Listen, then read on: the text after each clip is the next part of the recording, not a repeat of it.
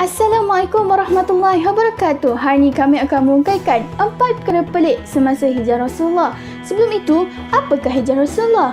Hijrah Rasulullah adalah penghijrahan Nabi Muhammad SAW dan Sayyidina Abu Bakar dari kota Mekah ke Yathrib ataupun Madinah selama 10 hingga 15 hari. Penghijrahan ini adalah pembuka kepada penyebaran agama Islam secara menyeluruh ke seluruh dunia. Pelbagai cabaran dan rintangan yang telah dihadapi oleh mereka sehingga menyebabkan turunnya surah At-Taubah ayat 40. Dalam hadis Sahih Bukhari telah menyatakan bahawa Nabi Muhammad telah bermimpi bahawa baginda berhijrah ke sebuah tempat yang mempunyai pohon kurma iaitu Yathrib. Sebelum tiba di Madinah, Rasulullah telah mendirikan sebuah masjid bernama Masjid Quba di sebuah perkampungan kecil bernama Bani Amr bin Auf. Rasulullah tiba di Madinah pada hari Isnin 12 Rabiul Awal tahun ke-13 selepas kerasulan Nabi. Binatang tunggangan Nabi Muhammad ketika berhijrah adalah seekor unta betina yang bernama Al-Qaswa.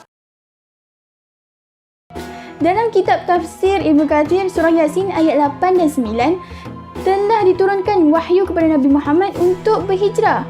Segala kelengkapan dan strategi telah diatur. Namun nak dijadikan cerita, ketika Rasulullah ingin keluar dari rumah baginda ke rumah Sayyidina Abu Bakar pada waktu malam, 12 ketua kabilah telah berkumpul untuk membunuh Rasulullah. Namun rancangan mereka gagal kerana setelah Rasulullah meniup segenggam debu yang dibacakan surah Yasin ayat 1 hingga 9, semua kaum-kaum Quraisy tersebut tertidur dan tidak nampak langsung kelibat Rasulullah. Akhirnya Rasulullah dan Sayyidina Abu Bakar dapat keluar dari kota Mekah ke Madinah tanpa disedari oleh kaum Quraisy. Okey, seterusnya kita sambung pula kisah ketika Rasulullah SAW dan juga Sayyidina Abu Bakar bersembunyi di Gua Sur. Pada waktu itu kaum musyrikin Mekah mereka memburu dan menjejaki Rasulullah SAW kerana mereka tahu Rasulullah dan Sayyidina Abu Bakar berhijrah ke Madinah. Jadi dalam perjalanan mereka mencari Rasulullah, mereka terjumpa sebuah gua. Tetapi yang peliknya, bila mereka sampai kat gua tersebut, mereka tak masuk ataupun tak tengok pun apa dalam gua tersebut. Kerana kat depan pintu gua tu ada dua benda yang selalu kalau kita dengar kisah sirah Nabi kan, ada dua benda yang ada kat depan pintu gua tersebut, iaitu sarang labah-labah dan juga sarang burung merpati. Sebab ada sarang labah-labah dan sarang burung merpati dekat depan gua tu, para musyrikin Mekah ni merasakan mustahil untuk Rasulullah dan Sayyidina Abu Bakar berada dalam gua tu. Okay, tapi sebelum tu kita kena tengok dulu hadis pasal sarang labah-labah dengan hadis tentang burung merpati, dia betul ke tak kan?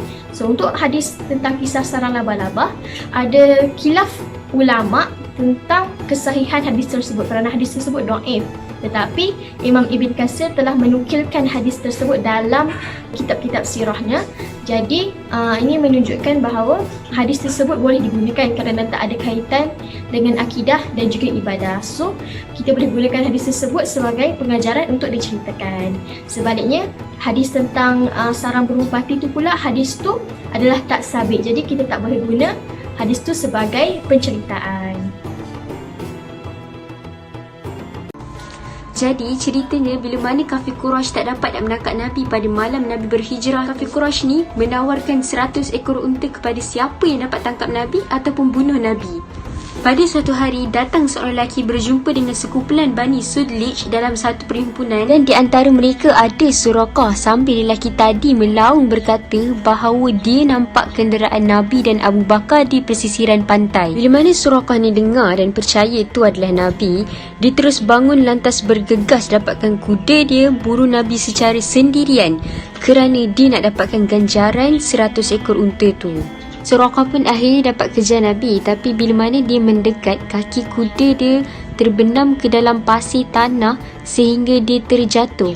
Bila dah terjatuh, dia pun cepat-cepat bangun nak tunggang kuda dia semula dan kejar Nabi. Tapi bila mana dia nak mendekat sekali lagi sehingga dia terdengar Nabi membaca suatu doa atau sebahagian kisah baca ayat Quran, dan time tu Abu Bakar toleh ke belakang tapi Nabi tak toleh. Lantas kaki kuda dia sekali lagi terbenam ke dalam tanah pasir sehingga ke paras lutut kaki kuda. Suraqah pun libas kuda dia Sampailah sehingga nak terkeluar kaki kuda tu sepenuhnya, dia ternampak debu yang berterbangan di langit di belakang Nabi Muhammad SAW dan Sayyidina Abu Bakar.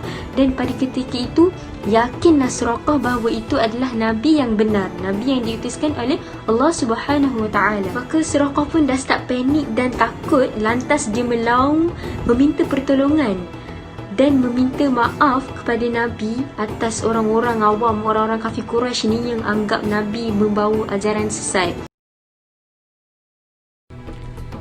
Mujizat seterusnya yang berlaku merupakan peristiwa Syad Ummu Ma'bad. Siapa Ummu Ma'bad ni? Pebenda Syad ni?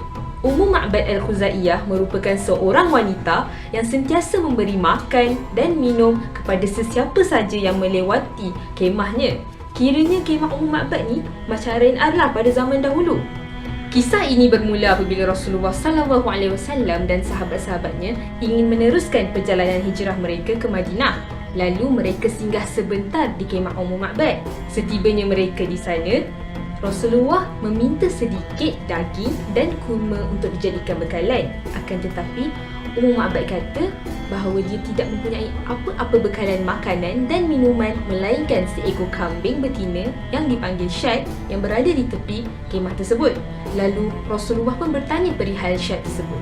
Ummu Ma'bad kata kambing tu kena tinggal dengan kambing-kambing yang lain sebab dia lemah dan dah uzur. Kemudian Rasulullah pun meminta izin untuk cuba memerah susu kambing tersebut. Ummu Ma'bad pun macam tak kisah. Kalau ada susu, perahlah. Selepas itu, Rasulullah pun menggosok kantung susu kambing tersebut sambil membaca doa dan menyebut nama Allah. Tiba-tiba, kambing tersebut mengeluarkan susu, lalu baginda meminta benjana untuk memenuhkannya dengan susu.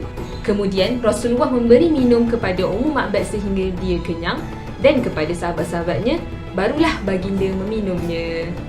Selepas itu, baginda memerah lagi susu tersebut dan memenuhi semua benjana-benjana yang ada di kemah Ummu Ma'bad, lalu ditinggalkannya di situ.